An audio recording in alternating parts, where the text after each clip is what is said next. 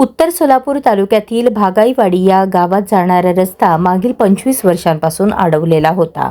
यामुळे या गावातील नागरिकांना खूप मोठा त्रास सहन करावा लागत होता. उत्तर सोलापूरचे तहसीलदार निलेश पाटील यांच्या मध्यस्थीने हा अडवलेला रस्ता पुन्हा सुरू करण्यात आला. हा रस्ता सुरू करण्यासाठी त्यांनी संबंधित शेतमालक तसेच ग्रामस्थ यांच्यामध्ये सुवर्ण मध्य साधून गावच्या रस्त्याचा प्रश्न सोडवला. बुधवारी भागाईवाडी येथे समक्ष येऊन तहसीलदारांनी रस्त्याची पाहणी केली व शेतमालक आणि ग्रामस्थांशी समन्वय साधून सुवर्णमध्य काढला.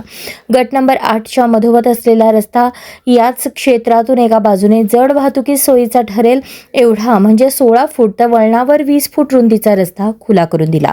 हा रस्ता खुला झाल्याने नागरिकांमधून समाधान व्यक्त होत आहे.